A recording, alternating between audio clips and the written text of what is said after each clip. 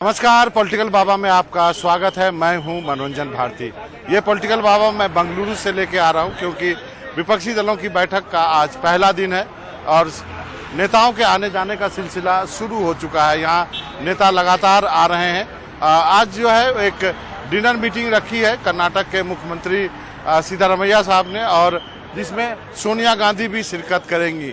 सोनिया गांधी के बारे में बाद में बात करेंगे, लेकिन अब जो है ये 24 दलों का कुनबा वो 26 दलों का हो चुका है और इसमें 2 दल और शामिल हुए हैं। एक उत्तर प्रदेश का दल है, अपना दल का एक जो टूटा हुआ हिस्सा है वो है अपना दल कमेरावादी, और एक दल जो है वो तमिलनाडु का है। वो हालांकि उसके पास अभी कोई सांसद नहीं है, लेकिन कुछ तमिलनाडु के पॉकेट्स में उनका जोर है। तो अब कहा यह जा रहा है कि 2024 के लिए 26 दलों का एक महागठबंधन तैयार हुआ है और ये जो है एक टक्कर देगा आने वाले दिनों में बीजेपी को या फिर मौजूदा सरकार को। आज की जो हाईलाइट सबसे बड़ी ये है कि कांग्रेस ने ये कहा है कि जो एनडीए की बैठक बीजेपी बुला रही है वो दरअसल विपक्षी दलों की जो बैठक है उसका असर है।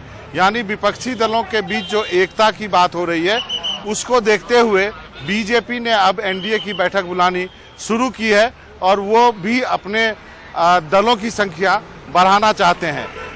कांग्रेस का मानना है कि पटना के बैठक के बाद से ही बीजेपी में इस बात को लेकर काफ़ी चिंता है और उनमें काफ़ी इस बात को लेकर बहस भी हो रही है कि आखिरकार 24 दल या 26 दल कैसे सरकार के खिलाफ या बीजेपी के खिलाफ इकट्ठा हो रहे हैं। ये बात जो है काफ़ी सोचनीय है, गंभीर है, और इसी को लेकर के एनडीए के कुनबा को बढ़ाने की बात हो रही है।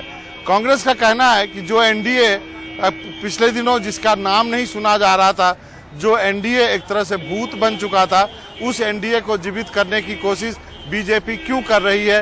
ये जो है विपक्षी एकता की जीत है।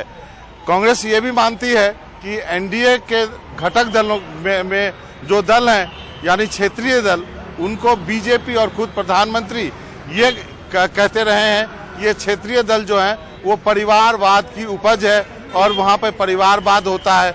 तो जब इन दलों के बारे में ये सोच बीजेपी या उनके नेता रखते हैं तो फिर एनडीए का कुनबा बढ़ाने की जरूरत उनको क्यों आन पड़ी है। बीजेपी जो अब तक ये बात कहती थी कि वो अकेले सबके लिए काफ़ी है, अकेले सब पर भारी है, उसको फिर एनडीए की जरूरत क्यों आन पड़ी है। यानी कांग्रेस का मानना है कि जैसे जैसे विपक्षी एकता और मजबूत होती जाएगी, बीजेपी दबाव महसूस करने लगेगी और बीजेपी दबाव में नजर आ रही है। यही वजह है कि अब कांग्रेस ने या विपक्षी दलों ने एक प्रोग्राम बना करके पुख्ते तौर पर कुछ फैसला करने के लिए इस बैठक को चुना है। आज जो डिनर डिप्लोमेसी है जिसमें सोनिया गांधी रहेंगी, उसके बाद कल जो बैठक का दौर चलेगा वो काफ़ी अहम होगा और उसमें कई अहम फैसले लिए जाएंगे। वो फैसले मैं आपको बाद में बताऊंगा, लेकिन आज की डिनर डिप्लोमेसी में कांग्रेस का होना और सोनिया गांधी का होना यह तय करता है कि कोई भी मोर्चा कांग्रेस के बिना नहीं होगा, और यदि कांग्रेस जिस मोर्चे में होगी तो जाहिर है वो उसका नेतृत्व करना चाहेगी। इसलिए सोनिया गांधी इस बैठक में शिरकत कर रही हैं। एक बात साफ कर देना चाहता हूं कि इस बैठक में नेता कौन होगा इस पर कोई विचार नहीं किया जा रहा है। नेता जो है वो बाद में चुना जाएगा, चुनाव के बाद। लेकिन कई अहम फैसले होने हैं, उसके लिए आपको इंतजार करना पड़ेगा। वो बैठक 18 तारीख को होने वाली है और 18 तारीख की बैठक में जो फैसला होगा उसकी जानकारी मैं आपको बाद में दूंगा। फिलहाल बेंगलोर से आज पहले दिन की बैठक पर पॉलिटिकल बाबा के लिए मनोरंजन भारती को इजाज़त दीजिए। नमस्कार।